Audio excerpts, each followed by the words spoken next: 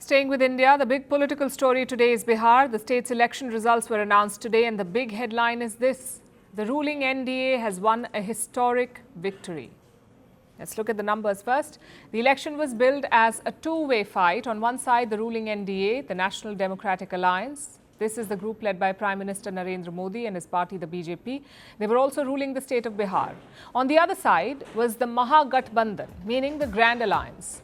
This included the regional RJD party and the Congress party. Now look at the results. The Bihar Assembly has 243 seats. Out of this, the NDA is set to win around 200 seats. The BJP around 90 seats. Its partner JDU more than 80 seats. Now this is a very impressive tally because the majority mark is 122. The two-third majority is 162, but the NDA is set to win over 200 seats. Now the other side. The Mahagathbandhan is set to win less than 40 seats.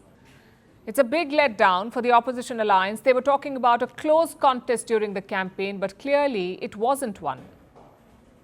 Beyond the numbers, let's look at two questions tonight. One, why is this result significant? And two, what worked in the NDA's favour? The result is significant because of three reasons. One, the political importance of Bihar. This is the third most populated state in the country. The third most populated state in India. It is home to around 130 million people. Out of these, 74 million are voters. This gives Bihar a lot of weight in national politics. They send 40 lawmakers to the Indian Lok Sabha. That's the lower house of parliament. Reason number two, the context. The BJP had suffered a setback in the 2024 national election.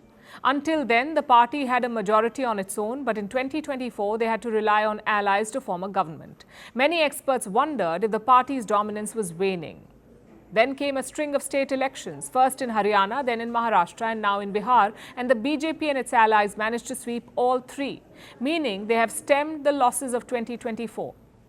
Finally, reason number three, Bihar is key to India's growth story, not because the state is a growth engine, but because it's a laggard. This is the poorest state in the whole country. 1 in 3 Bihari families live in poverty. Look at the per capita income. In Bihar, it's around $360. That's 5 times less than the income in Kerala, Maharashtra and Gujarat. Also 2 times less than West Bengal. I'm sure you get my point. If India wants to grow, then Bihar must grow, and there is no reason it can't. 40% of the state's population is under 18 years of age. 23% of the population is between 18 and 29 years of age. So we're talking about a young, energetic state. What it needs is good policies. Which brings us to the second question. What worked for the NDA in this election?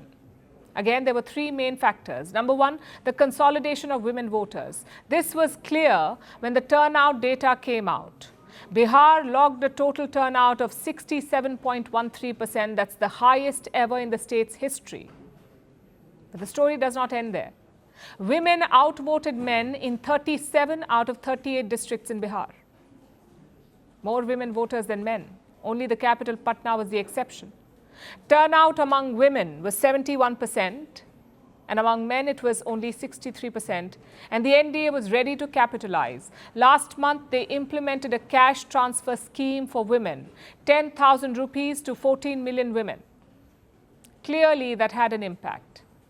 Factor number 2 is a seamless coalition. All NDA parties were on the same page. They basically harnessed momentum off each other, and that shows in their numbers. Look at the case of junior NDA partner LJP. They contested 29 seats. They're winning around 20 of them, meaning the alliance was a well-oiled machinery. And the other side, well, it was quite the opposite, the story. That's the third reason. The Mahagathbandhan was battling a bad history. Their previous governments were called Jungle Raj or Jungle Rule. Plus, they had a weak link in the Congress. Their leadership focused on election integrity, but reports say the voters were more concerned about other issues like jobs, caste and safety. A clear disconnect between the ground and the leadership. I'm sure more analysis will be done in the days ahead, but the biggest lesson from Bihar today is this: you cannot rest on your past success. You must hit the ground, you must talk to people, and you must listen to their concerns. Want the facts? The latest developments? News that gets straight to the point. Well, we've got all three just for you. This is Firstpost Live, a brand new show, your window into what really matters. Don't miss it.